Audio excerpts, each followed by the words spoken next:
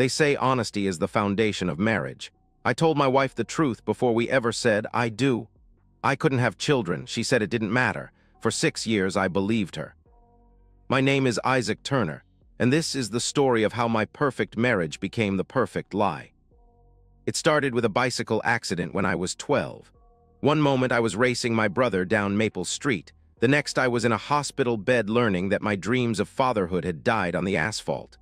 The doctors explained it in clinical terms: severe testicular trauma, irreversible sterility, no possibility of biological children. Ever. I carried that knowledge through every relationship that never quite worked out. How do you tell someone you can never give them what most people consider fundamental? I learned to bring it up early, before hearts got too invested. Then I met Melissa Harris at a Vertex Analytics company mixer 7 years ago. She was coordinating the event, efficient, beautiful, with this laugh that made everyone around her smile. When she asked if I was enjoying myself, something sparked between us. We talked about work, books, the terrible corporate DJ, and by night's end, I knew I was in trouble. Our first date was coffee on Saturday morning that stretched into lunch, then dinner. She was smart, sharper than half the executives I worked with, and funny in ways that caught me off guard. By our third date, I knew I had to tell her. We were sitting in her car outside my apartment, and the words felt like lead in my throat. "Melissa, there's something you need to know," I began carefully. "If having kids is important to you, I understand, but I can't give you that. I'm sterile, have been since I was 12. She turned to look at me fully. For a moment, silence stretched between us, and I prepared for the gentle letdown I'd heard before. Instead, she took my hand. "I love you," she said simply. "Not some hypothetical future children. You're enough for me, Isaac. You're more than enough." Those words would echo mockingly years later, but that night, they felt like salvation. Our courtship was everything I dreamed of. Thoughtful dates where we discovered shared passions. Deep conversations lasting until dawn. When I proposed 18 months later on the same hiking trail where we'd had our first fight and makeup, she cried before saying yes. Our wedding was intimate. 50 people who actually mattered, held in her parents' backyard with string lights and her grandmother's roses. During our vows, Melissa looked directly into my eyes and promised to love me in all the ways that count. Our Costa Rica honeymoon was perfect. On our last night, Melissa brought up children one final time. "Are you sure you're okay with it just being us?" she asked, her head on my chest as we watched the sunset. I offered alternatives, adoption, fostering, but I was honest. "I think we're perfect as we are." "I think we're perfect too," she whispered. 6 years of marriage followed. We fell into comfortable rhythms, both working at Vertex Analytics in different departments, carpooling most mornings, building a life that felt stable and real. I earned $82,000 as a senior data analyst. Melissa coordinated projects with precision and ambition. Our life wasn't glamorous, but it was ours. Then, 18 months ago, everything began to change. Melissa transferred to operations under Director Richard Calloway. "It's a real promotion, Isaac," she said over dinner, practically glowing. "Richard seems great. He really believes in developing his team." I celebrated with her, proud of her advancement. Looking back, I should have paid more attention to how her eyes lit up when she talked about Richard Calloway. The changes started small. Later nights at the office. Weekend emails that made her frown and type urgent responses. A new intensity about her appearance, better clothes, more careful makeup, a gym membership she actually used. I attributed it all to new role pressure. When she came home exhausted and distracted, I made dinner and gave her space. When she guarded her phone more carefully, I assumed it was confidential work material. "Richard's demanding, but it's good experience," she'd explain when I asked how things were going. I trusted her completely. Why wouldn't I? Our foundation was honesty. But over recent months, something had shifted. The distance became more pronounced. She worked later, sometimes not coming home until after 10. Our physical intimacy dwindled. She was always too tired, too stressed, too preoccupied. One Saturday morning in November, I decided to make her favorite breakfast, blueberry pancakes with real maple syrup. Maybe if I could ease whatever burden she was carrying, we could reconnect. I was pouring coffee when she walked into the kitchen, pale and trembling. "Isaac, we need to talk," she said, her voice barely above a whisper. 5 words, that's all it took to detonate 6 years of marriage. The coffee pot hissed as Melissa sat at our kitchen table, hands shaking so violently she had to clasp them together. I set down the mug I'd been filling and looked at her, really looked, and saw fear in her eyes I'd never seen before. "I'm pregnant," she whispered, 8 weeks. The words hung like smoke from an explosion. My analytical mind immediately went to the mathematical impossibility. I'd been sterile for 22 years. We'd both known this fundamental truth about our marriage from the very beginning. "That's not possible," I said, my voice eerily calm despite my racing heart. Melissa couldn't meet my eyes. Her face crumpled as she whispered, "I know." 2 words, that's all she needed to confirm what my mind was already calculating. If she was pregnant and I couldn't father children, then someone else had. Someone else had been inside my wife, had done what I never could. The silence stretched between us, broken only by the coffee pot's automatic shut-off click and distant Saturday morning traffic. I noticed for the first time that she'd taken off her wedding ring. It sat on the table between us like evidence. "Then how?" I asked, though we both knew the answer. Melissa's composure finally cracked completely. Tears started flowing and her words came out in rushed, guilty fragments. "There's someone at work. It just happened, Isaac. I didn't plan it. I never meant for this to happen." "You slept with someone else and got pregnant," I stated flatly. The crude language was unlike me, but something primal and wounded had been unleashed. Melissa flinched as if I'd struck her. "It's not like that," she protested weakly. "Then what is it like?" I demanded, standing up. I needed distance between myself and this conversation rewriting my entire reality. "Explain to me what it's like when my wife of 6 years gets pregnant by another man." She tried to minimize the damage. "It was a mistake, a moment of weakness. I was stressed and he was there and it just happened." "How long?" I pressed. "What?" she asked, confused. "How long has this moment of weakness been happening? Because 8 weeks pregnant means you've been with him for at least that long, probably longer." Melissa's face went even paler. 6 months, she whispered. 6 months, half a year of deception. Half a year of coming home to me every night after being with another man. Half a year of lies while I worried about her stress, made her dinner, held her when she claimed to be tired. "Who is it?" I demanded. She hesitated, and that hesitation told me everything about how much worse this was about to get. "Richard," she finally admitted. "Richard Calloway." Her boss, the man she'd praised for being so supportive. The man whose demanding schedule had explained away every late night, every weekend email, every moment of distance. "Your boss," I said flatly, processing the implications. "You've been sleeping with your married boss for 6 months." "Isaac, please," she started. "Does he know?" I interrupted. "About the pregnancy?" "Yes," she answered reluctantly. "And," I pressed. Melissa's silence told me everything. Richard Calloway had no intention of leaving his wife. This wasn't a love story. It was a simple affair that had produced an unwanted complication. But then Melissa said something that transformed my shock into cold, focused rage. "I want to keep the baby," she said, meeting my eyes for the first time since dropping the bomb.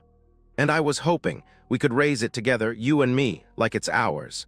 The audacity was breathtaking. She destroyed our marriage, betrayed everything we'd built, gotten pregnant by another man, and now she wanted me to help her raise the evidence of her infidelity. "You want me to raise your affair baby?" I said incredulously.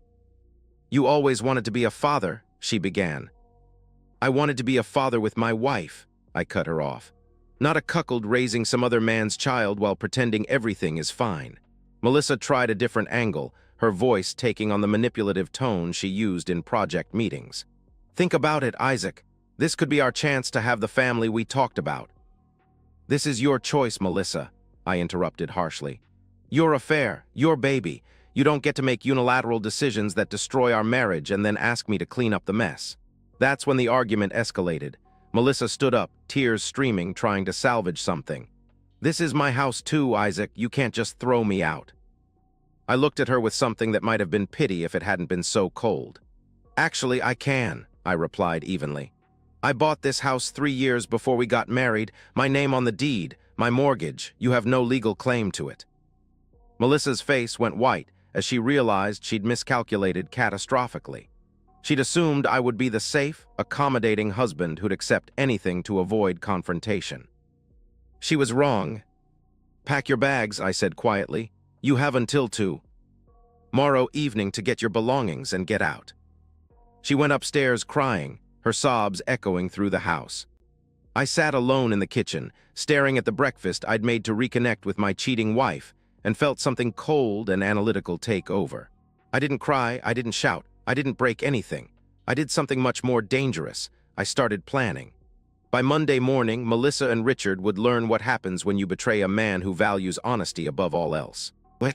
I called attorney Laura Kim at 2:17 p.m. Saturday afternoon. She answered on the second ring, recognizing my number from our previous estate planning work. "Isaac, everything okay?" she asked. "I need a divorce attorney," I said without preamble. "My wife has been having an affair for 6 months. She's pregnant. She wants me to raise the child." There was a long pause. Laura was a consummate professional, 30 years in family law, but I heard her sharp intake of breath. "Jesus, Isaac, I'm so sorry," she responded, then immediately shifting into lawyer mode. "Can you come in Monday morning?" "Actually, I was hoping we could talk today," I replied. "I want papers filed first thing Monday." "That's aggressive," she observed. "Are you sure you don't want time to think this through?" I explained the situation in precise detail. Melissa's affair with her boss, the pregnancy, her expectation that I would accept this and help raise another man's child. Laura listened without interrupting, taking notes. "Here's what we're looking at," she said when I finished. "In this state, adultery affects alimony eligibility. She won't get spousal support if we can prove infidelity, which we can. The house is premarital property, so that stays entirely yours. We'll split marital assets 50-50, but you should emerge financially intact." "How quickly can we move?" I asked. "Papers drafted tomorrow, filed Monday morning, served by Tuesday afternoon," she answered. "But Isaac, this is going to get ugly. Affairs always do, especially with a workplace component." "Good," I replied. "I want it ugly." Sunday was surreal. Melissa moved through the house like a ghost, packing clothes and personal items. She alternated between crying jags, attempts to talk to me, and phone calls taken in the guest bedroom with the door closed, probably with Richard, though I didn't care enough to eavesdrop. She tried one last manipulation around dinner time, cornering me in the kitchen while I heated leftover pizza. "Isaac, please," she pleaded. "I know I messed up, but we can get through this. People work through affairs all the time. We could go to counseling." "There's nothing to work through," I interrupted. "You made your choice when you f***ed your boss for 6 months and got pregnant." "Don't be crude," she protested. "Don't be crude," I replied, turning to face her fully. "You want to talk about crude? Crude is seeing another man while married. Crude is lying to your husband's face for half a year. Crude is asking that same husband to raise your lover's baby." "I love you, Isaac. I never stopped loving you," she whispered desperately. "If this is how you love someone, I'm better off without it," I answered coldly. She left Sunday evening, her car loaded with everything that had belonged to her before our marriage. She stood in the driveway for a long time, probably hoping I'd come outside for one final reconciliation scene. I watched from the living room window as she finally drove away. The house felt empty, but it also felt clean, like a contamination had been removed. Monday morning, Laura filed the divorce petition citing adultery and irreconcilable differences. Tuesday afternoon, a process server showed up at Vertex Analytics with papers for Melissa Turner. I heard later he handed them to her right outside the main conference room in front of half her department. My phone rang 20 minutes later. Melissa, sobbing so hard I could barely understand her. "Isaac, please, you don't have to do this," she cried. "We can work it out privately. You don't have to humiliate me at work." I hung up and blocked her number. But I wasn't done, not even close. That Tuesday evening, I sat at my laptop and drafted the most important email of my professional career. Subject line: Workplace ethics violation, adultery, and abuse of power. The message was clinical, detailed, and devastating. I outlined the 6-month affair between Richard Calloway and his subordinate Melissa Turner, noting the resulting pregnancy and attached evidence. Text messages from Melissa admitting the affair and naming Richard, along with the divorce petition citing adultery. I knew company policy. Relationships between supervisors and direct reports must be disclosed to HR immediately. Failure to do so is grounds for termination. Sexual relationships involving power imbalances violate ethics codes designed to protect employees from coercion. I hit send at 11:47 p.m. Tuesday night. For the first time in months, I slept like a baby. Wednesday morning, I went to work as normal. Different floor, different department, but the same building where an investigation was beginning. I saw nothing official, heard nothing through formal channels. But corporate gossip travels faster than official communications. By Thursday, whispers circulated. HR had called in both Melissa and Richard for separate emergency meetings. Richard tried to deny everything initially, claiming it was a personal vendetta from a disgruntled ex-husband spreading false accusations. But evidence is evidence. My documentation was meticulous, time-stamped, and corroborated by Melissa's own confession. Friday afternoon, the axe fell. Richard Calloway was terminated effective immediately for violation of workplace ethics policies. Security escorted him out at 3:30 p.m. Melissa Turner was terminated 30 minutes later for the same violation. I learned this through carefully maintained professional relationships, people who respected my integrity and quietly shared what was happening. I didn't gloat publicly. I simply continued my work with the same methodical precision that had characterized my revenge. But the consequences rippled outward beyond what I'd anticipated. Richard's wife found out why he'd been fired when he came home Friday evening carrying a cardboard box instead of a briefcase. 15 years of marriage imploded over the weekend.